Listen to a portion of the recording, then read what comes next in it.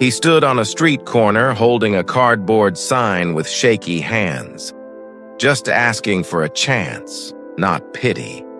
Strangers passed by, sneering, laughing, tossing cruel words like spare change.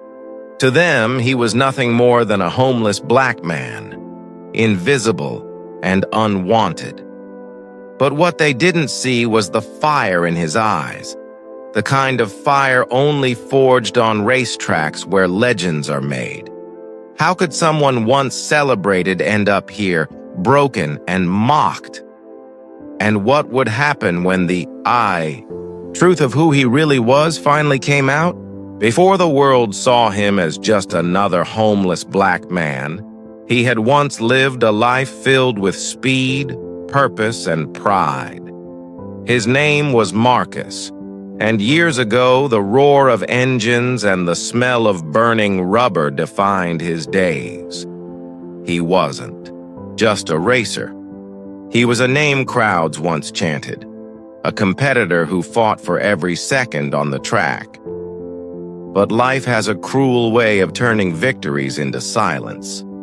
A devastating crash, medical bills that piled higher than trophies, contracts cut short, sponsors that disappeared when the spotlight dimmed. And then, a series of losses, family, finances, stability, until Marcus found himself on the margins. He traded racetracks for street corners, clinging to scraps of dignity with every passing day. People who walked by never saw the man he used to be. They only saw the worn clothes, the tired eyes, the cardboard sign that read, "Can I fix it?" For food? Invisible to the world, Marcus endured. But the next encounter waiting for him would prove that some truths can't stay buried forever. Marcus had learned to live with the stares. They burned holes into him as he held up his sign. Some days, people dropped a few coins, but more often, they dropped insults. Get a job. Lazy. Crackhead. Each word cut deeper, but he swallowed the pain. What choice did he have? Still, the cruelty of strangers wasn't what shook him most. It was the mocking laughter that lingered, echoing long after the crowd had passed. One afternoon, the jeers turned uglier. A group of young men spotted him near the parking lot of a grocery store. Their voices carried, sharp and taunting. "Hey, old man, you gonna fix our car with that cardboard?" They circled him like vultures, recording every moment on their phones. The humiliation wasn't enough. They wanted a spectacle. Marcus tried to ignore them, keeping his eyes on the ground, but their laughter grew louder. One of them shoved the sign into the dirt. Another spat at his feet. A third pushed him backward, daring him to fight back.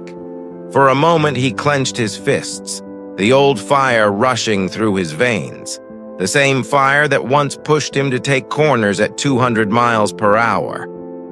But here, one wrong move, and he wouldn't just be mocked. He'd be arrested, or worse.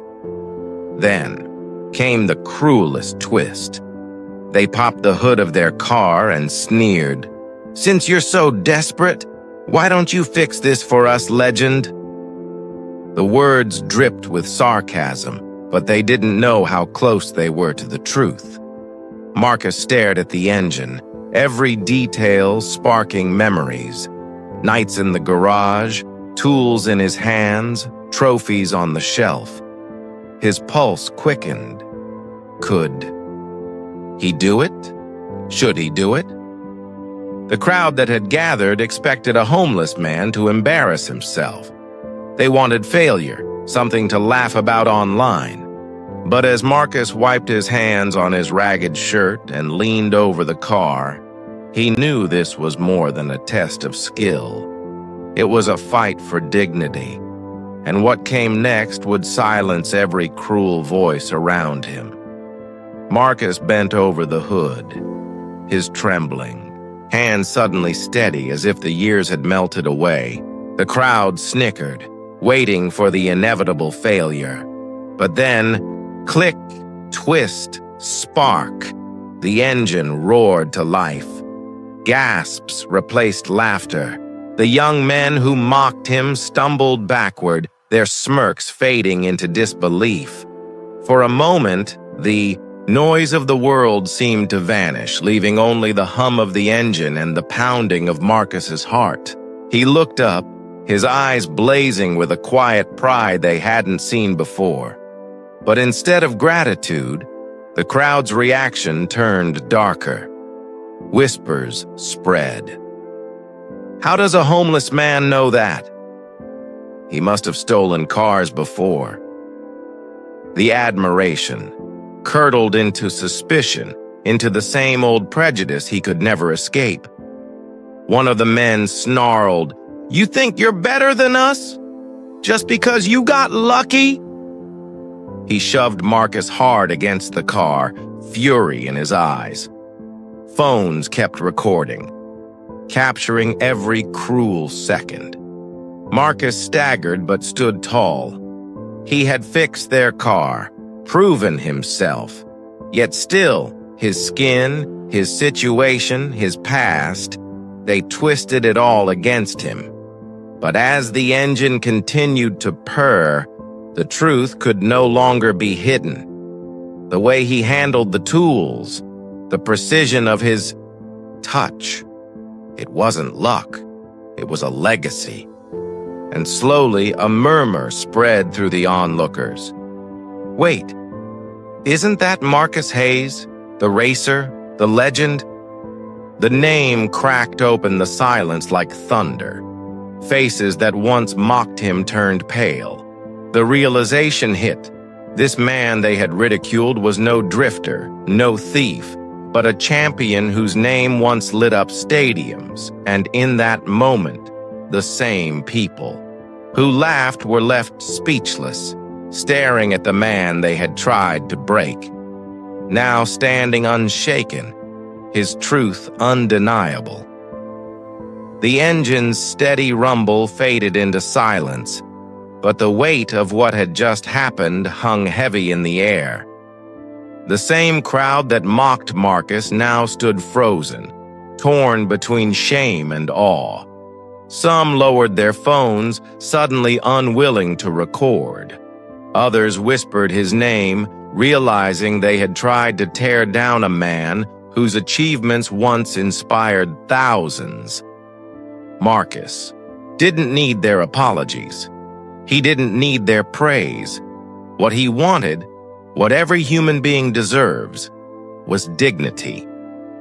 Yet even in that moment of truth, he knew tomorrow would bring the same struggles. The stares, the whispers, the walls built higher for someone who looked like him.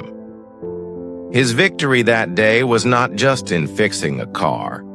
It was in refusing to be erased. Stories like Marcus's are not rare. They play out in different forms every day. Talent overlooked, humanity denied, respect withheld until it's forced into the open. Racism doesn't always scream in headlines. Sometimes it hides in laughter, in assumptions, in the refusal to see someone's worth. And so the question lingers. How many more legends, how many more lives must be broken before we finally look past stereotypes and see the human being standing in front of us? Marcus's story may have ended on a street corner, but its impact reaches further, into the way we treat the people we pass by, the judgments we make without knowing the truth. Because at the end of the day, the measure of greatness isn't in trophies or fame. It's in how we choose to recognize the dignity of those the world tries to silence.